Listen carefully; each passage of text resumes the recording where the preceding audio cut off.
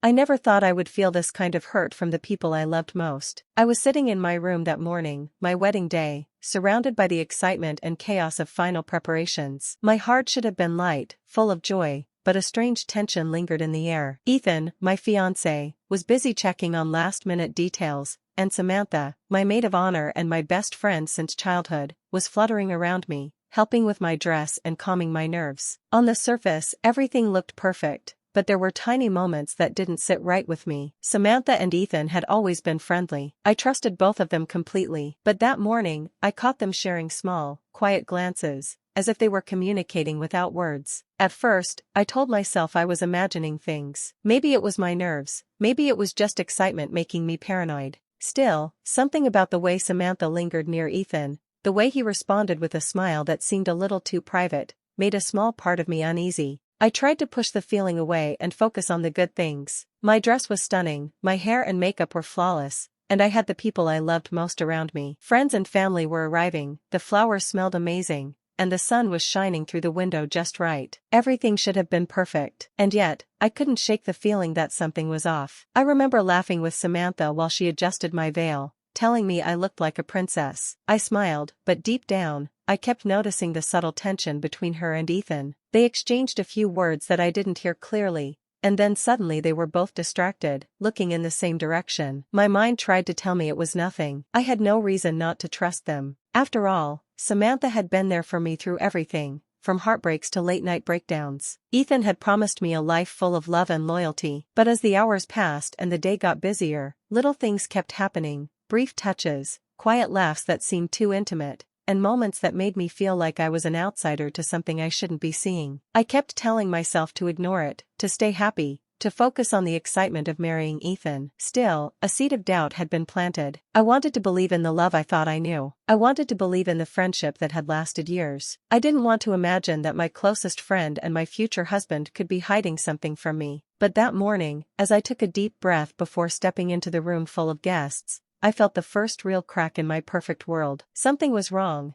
and I didn't yet know how deep it went. The day ahead promised happiness, celebration, and memories. But beneath the surface, a storm was quietly brewing, one that would soon change everything I thought I knew about love, trust, and friendship. After the wedding day, life seemed to return to normal, but I couldn't ignore the little things that made me uneasy. Samantha started finding excuses to be around Ethan more than before. She would ask him for help with small tasks, like adjusting chairs or checking the lighting, things that didn't really need his attention. I noticed how quickly she would appear whenever he was nearby, almost as if she had a reason to be there that didn't involve me. Then there were the phone calls. I saw Samantha step outside more than once, speaking quietly, covering the phone with her hand. Ethan would often walk away to take important calls too, and they seemed to linger longer than usual. At first, I told myself I was imagining things. Maybe it was just coincidence, or maybe I was being paranoid because of the stress of planning everything and the excitement of being newly married. Even small gestures started to feel different. Samantha would brush past Ethan with a casual touch, or laugh at something he said in a way that felt private, like a secret joke I wasn't part of. Ethan seemed distracted sometimes, staring off when I spoke, or smiling at Samantha in a way that felt confusing. I wanted to dismiss it, tell myself I was reading too much into normal friendship, but the feeling in my chest wouldn't go away. I tried to keep my mind focused on the right things, our new home, decorating, and the honeymoon plans, but the tension kept creeping back. It was subtle, like a shadow I couldn't shake. The easiest solution was to ignore it, but ignoring it didn't make the uneasy feeling leave. I found myself paying attention to the smallest interactions between them, noticing how Samantha's tone changed when Ethan was around, how his responses seemed softer with her than with me. Sometimes, I caught a glance between them that made my stomach twist. It wasn't anything obvious, not yet, but it was enough to make me question my instincts. I didn't want to believe anything was wrong. I didn't want to think that the people I trusted most could betray me, so I brushed off my feelings, convincing myself I was overreacting. Still, the tension was growing in small ways every day. I started watching their interactions more carefully, paying attention to little inconsistencies and behaviors that didn't make sense. It was exhausting to keep pretending everything was normal, but I couldn't confront them yet. I had no proof, only a gut feeling that something wasn't right. Even though I tried to ignore it, the subtle suspicions lingered. Every time I saw them together, I felt a quiet knot of worry forming in my chest. Something was brewing beneath the surface, something hidden that I didn't yet understand. And though I didn't realize it at the time, these small signs were the first cracks in the trust one thought I could never lose. The night of the rehearsal dinner, everything felt lively and cheerful. Guests were laughing, the music was soft, and I tried to enjoy the moment. I was busy greeting relatives and catching up with old friends, but I couldn't stop noticing Ethan and Samantha. They seemed to have their own little world, talking quietly in the corner. I tried not to let it bother me, telling myself I was just being sensitive. As I moved closer to refill my drink, I overheard a fragment of their conversation. Ethan was saying something about making sure no one finds out, and Samantha replied, "Don't worry, I've got it covered." The words sent a jolt through me, and I froze. My mind raced with possibilities, but I didn't want to jump to conclusions. Maybe it was about the wedding schedule or a surprise for me, something harmless. I decided to keep watching quietly, trying to make sense of it without letting anyone see my concern. Even as I tried to ignore it, I noticed my friends exchanging glances. My best friend from college, Rachel, gave me a small, worried look when she saw Ethan and Samantha whispering together. Another friend made a joke about them being inseparable, but her tone carried a hint of unease. I didn't want to read too much into it, but their reactions made me notice the closeness more. Every time they laughed at something private or exchanged a glance, my stomach tightened. Samantha, as usual, was charming and full of energy, making everyone laugh. Ethan laughed with her in a way that made it look like they shared some secret. I told myself I was imagining things again, that maybe my friends were overreacting too. Still, a small voice in my mind whispered that something wasn't right. I tried to distract myself by helping with the decorations and checking on small details, but my eyes kept drifting back to them. They seemed unaware, or maybe unconcerned, that I was noticing. That made me feel even more uneasy. It was subtle, almost invisible to anyone else, but I could feel the tension building in my chest. Later, when I tried to mention it to a friend casually, I couldn't find the words. I laughed it off, saying, "They're just friends, don't worry." Deep down, I didn't believe it, but I didn't want to ruin the night with suspicion. The evening continued with smiles and toasts, but a small seed of doubt had been planted. By the end of the dinner, I felt both frustrated and confused. Nothing was concrete, nothing confirmed anything yet, but the feeling of something hidden lingered. Ethan and Samantha's closeness, the whispered words I barely understood, and the worried looks from my friends were all adding pieces to a puzzle I didn't yet know how to solve. Suspense hung in the air, and I knew, even if I didn't say it out loud, that my perfect wedding world had cracks I couldn't ignore. After the rehearsal dinner, I started noticing how Samantha's words seemed to linger longer than usual. She would casually offer advice, always framing it as concern for me, but somehow it made me doubt myself. One evening, while we were choosing table arrangements, she said, "Are you sure Ethan really understands how stressful this all is for you? Sometimes I wonder if he notices everything you do." Her tone was soft, almost caring, but it planted a small seed of doubt in my mind. I shook it off at first, thinking I was overreacting, but the feeling didn't go away. Samantha began giving more advice like that, always subtly questioning my choices or my understanding of Ethan's feelings. "Maybe he's just distracted," she would say, "but you should make sure he's really thinking about what you want."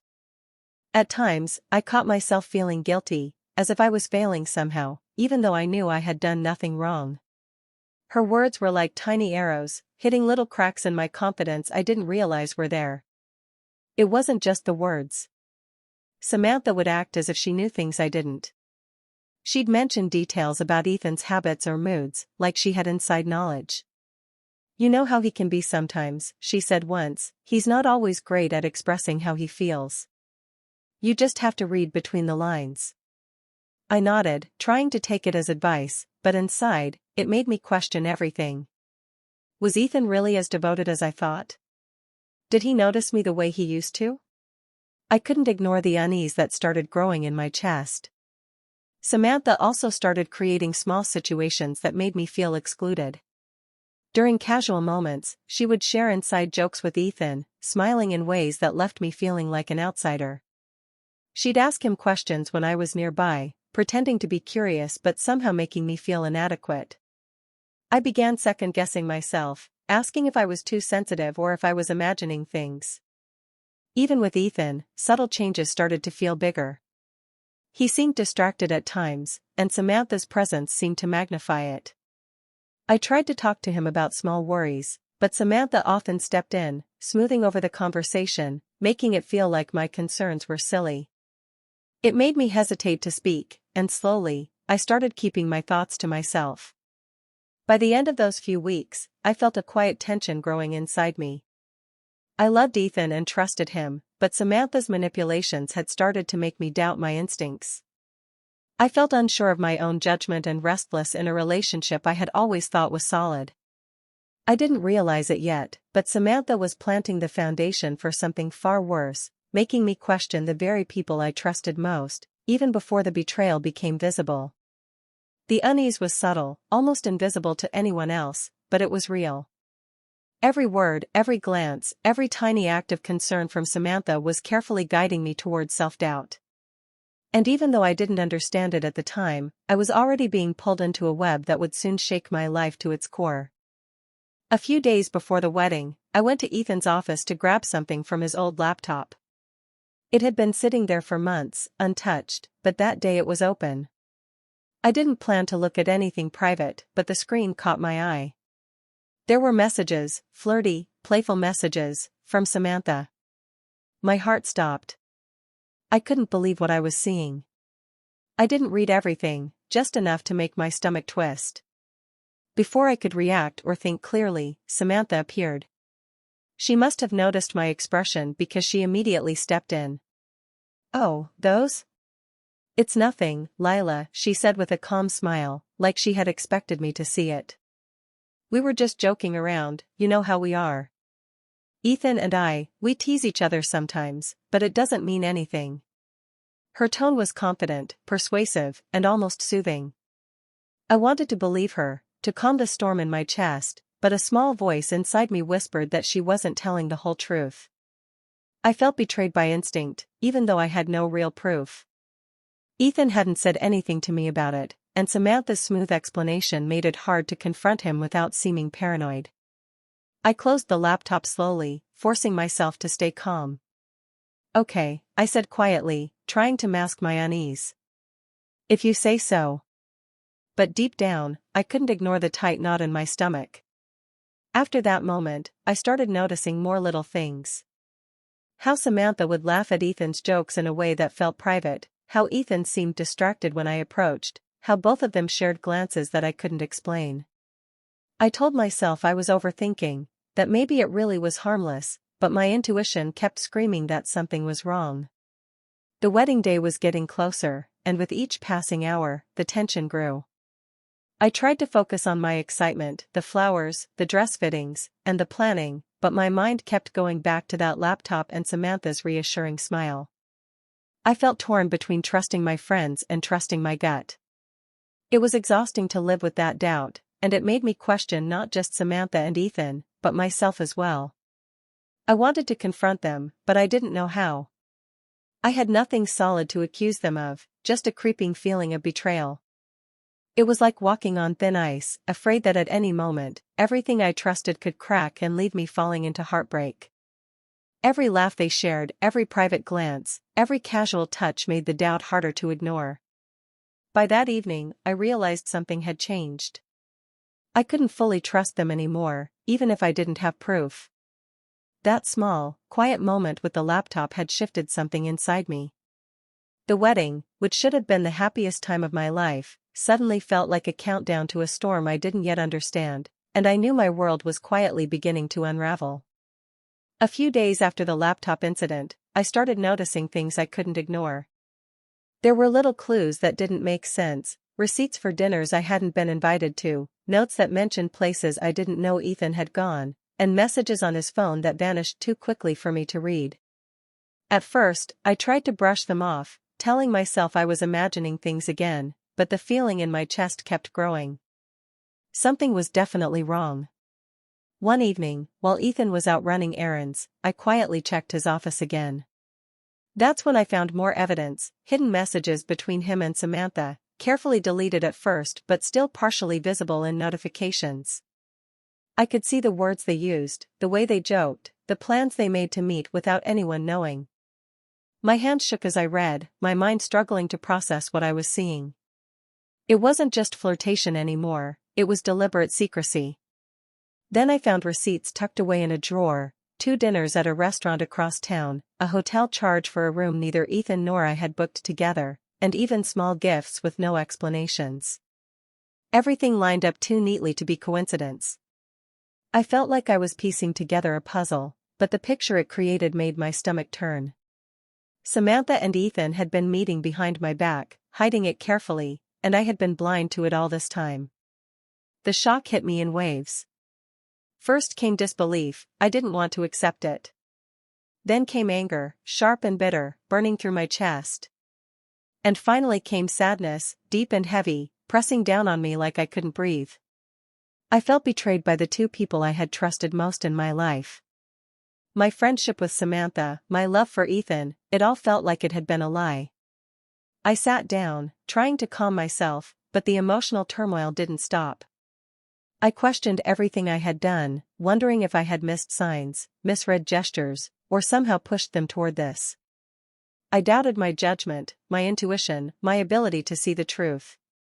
Every memory of happy moments suddenly felt tainted, like shadows had been hiding behind every smile and laugh. The trust one had in them collapsed completely in that moment. I realized I could no longer believe a word from either of them without suspicion. I felt small, hurt, and angry, all at the same time. And yet, there was also a flicker of something else, a quiet determination to not let this destroy me entirely. By the time I finally stepped away, my hands still shaking, I knew my life had changed. I could no longer ignore the evidence, the betrayal was real. The people I loved most had been lying to me, meeting in secret while I thought I was planning the happiest day of my life. Pain, heartbreak, and disbelief swirled inside me, and I knew there was no going back to the way things were before. After discovering the messages and receipts, I knew I couldn't confront Ethan and Samantha right away. My emotions were raw, anger, heartbreak, and confusion, but I realized that confronting them too soon would give them the chance to lie, manipulate, or hide even more. I needed a plan, and I needed control.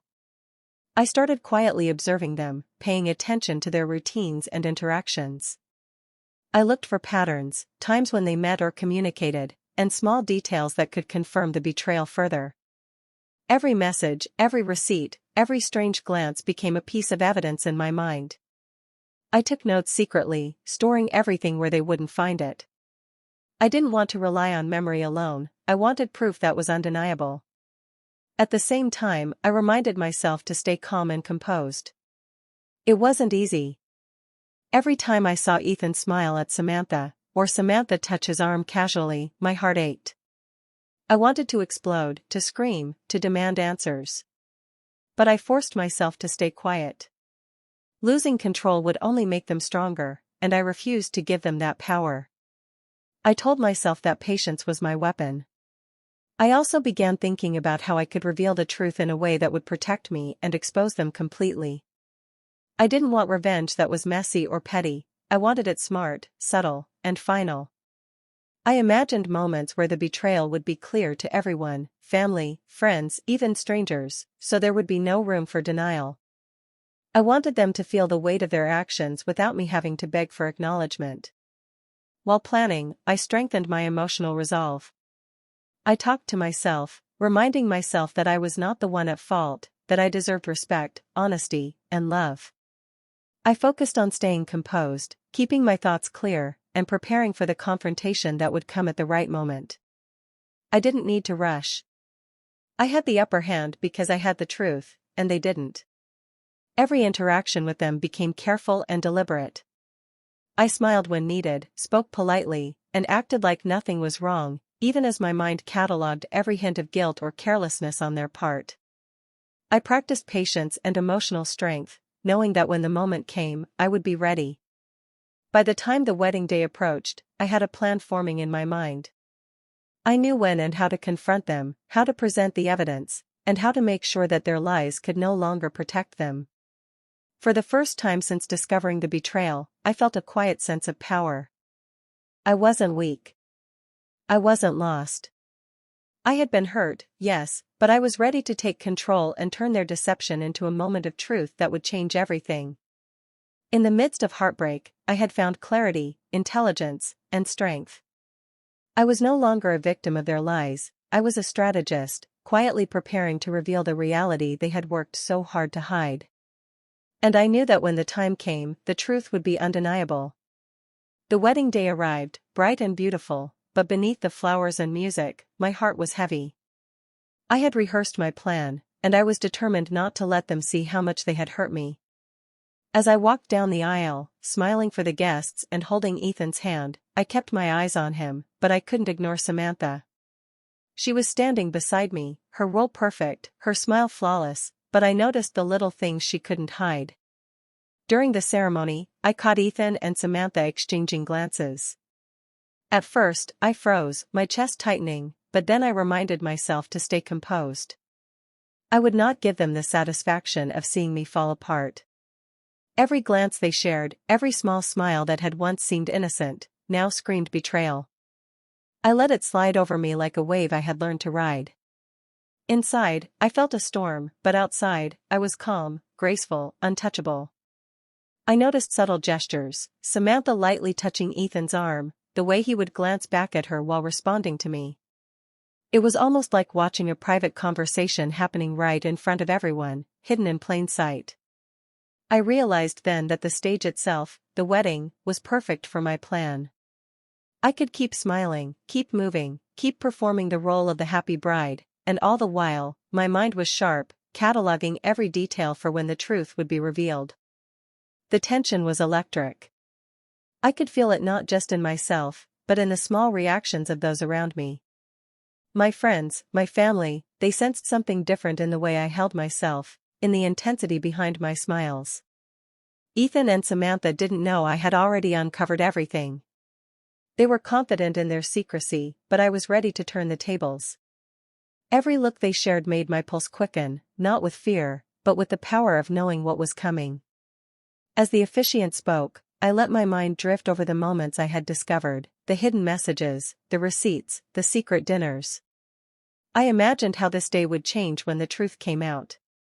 I imagined the shock on their faces, the confusion and regret, and I felt a quiet satisfaction. I didn't need to shout, I didn't need to cause a scene yet. Patience was my ally. By the time we exchanged vows, I had fully embraced my role as the composed bride, smiling, radiating joy to the guests, while inside I was calculating every detail of how their betrayal would be revealed. The audience tension built naturally, without them even realizing why they felt it. They could see the love on the surface, but the undercurrent of deceit and quiet revenge hung in the air, waiting to explode. For the first time since discovering the betrayal, I felt completely in control. The day that was meant to celebrate love had become my stage. And when the moment came, the truth would not just be revealed, it would hit with full force, leaving no doubt, no escape, and no way for Samantha and Ethan to hide from the consequences of their actions. After the ceremony, when the guests had begun to leave the hall and the air was quieter, I asked Ethan and Samantha to follow me to a small room nearby. My hands didn't shake, my voice didn't waver, and my face showed nothing but calm. Inside, I laid everything out in front of them, the messages, the receipts, the hidden plans. I watched as they read, their expressions shifting from surprise to panic, then to guilt. Ethan tried to speak first, fumbling over words. "Lila, it's not what it looks like," he said, but I cut him off. I didn't need excuses or lies. Samantha's face turned pale, her confident mask slipping for the first time. "Lila, please, I can explain," she started, but her voice sounded weak, unsure, unlike the self-assured friend I had known. The shock in their eyes matched the storm inside me. My heart was breaking, yes, but there was also anger, sharp, hot, and focused. I had trusted them completely, and now I saw the depth of their betrayal. I felt humiliated, like the world I had built around love and friendship had been shattered in front of me. But I refused to let it destroy me entirely. I refused to give them the satisfaction of seeing me crumble. Ethan's arrogance came briefly, a last-ditch attempt to justify his actions. He tried to shift blame, to make it seem like I had imagined things or overreacted.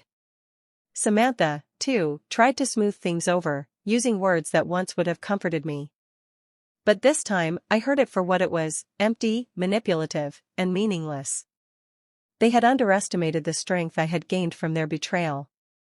I took a deep breath and spoke clearly, letting each word land like a hammer. I trusted you both. I loved you both. And this is what I get? Secrets, lies, and betrayal. I don't need your excuses. I don't need your apologies. My voice was steady, but my eyes burned with the truth they could no longer hide. Then I walked away. I didn't yell, I didn't beg, I didn't cry in front of them. I left the room with my head held high, letting the weight of their guilt follow me instead of dragging me down. Every step I took was a statement. I was leaving behind the people who had betrayed me, but I was not leaving behind my dignity. Outside, in the hallway, I felt the tension still pressing, but there was also relief, a quiet, empowering relief. The betrayal had been exposed, and for the first time since discovering it, I felt in control. Ethan and Samantha were left with the shame and consequences of their choices. In that moment, I realized something important: heartbreak could be painful, but strength was far more powerful. I had been hurt, yes, but I had not been defeated. I had confronted the truth, and I had walked away with my integrity intact. The fallout was theirs to live with, and I was finally free to reclaim the life they had tried to steal from me. After leaving Ethan and Samantha behind, I knew I needed to rebuild my life from the ground up. I moved into a small, cozy apartment on my own, a space that was just mine. No reminders of betrayal, no shadows of lies, just walls I could fill with my own happiness. The first few weeks were quiet and reflective. I focused on myself, decorating, organizing, and creating a life that felt safe and full of possibility. My family became my anchor. They supported me without question, reminding me that I deserved honesty, love, and respect. Friends who had always been there for me stepped closer, offering comfort and encouragement. Their presence reminded me that not everyone would hurt me, and that the world still had people who valued trust and loyalty. For the first time in months, I felt a sense of peace, a quiet strength growing inside me. Slowly, I started to step back into life beyond heartbreak. I went out, met new people, and allowed myself to enjoy simple moments: coffee at a cafe, walks in the park, long conversations with friends who genuinely cared. I learned to trust my instincts again, to value my own feelings and boundaries. The betrayal I had endured had left scars, but it had also taught me lessons I would never forget. Eventually, I met someone new, someone who treated me with genuine respect and kindness. There was no manipulation, no secret glances, no hidden agendas, just honesty and care. With him, I felt safe, valued, and loved for who I truly was. It wasn't about replacing what I had lost, it was about finding someone who could match the strength and respect I had cultivated in myself. As I reflected on everything that had happened, I realized how much I had grown. I had faced betrayal, heartbreak, and lies, but I had also discovered my resilience. I learned that trust is precious, that self-worth cannot be negotiated, and that intelligence and patience are more powerful than anger or revenge. I didn't need to hurt them back to feel victorious. Walking away, protecting myself, and building a better life had been enough. The experience left a lasting impression. I was stronger, wiser, and more aware of the people I allowed into my life. I no longer feared being vulnerable because I knew I could handle challenges without losing myself. I carried my dignity like armor and my lessons like a compass, guiding me toward healthier relationships and a happier life. Looking back, the betrayal felt like a dark storm I had survived. But surviving wasn't the end, it was the beginning. I had turned pain into clarity, heartbreak into strength, and disappointment into growth. The moral was clear: revenge might feel tempting, but true power comes from intelligence, patience, and self-respect. I had reclaimed my life, and nothing could take that away from me.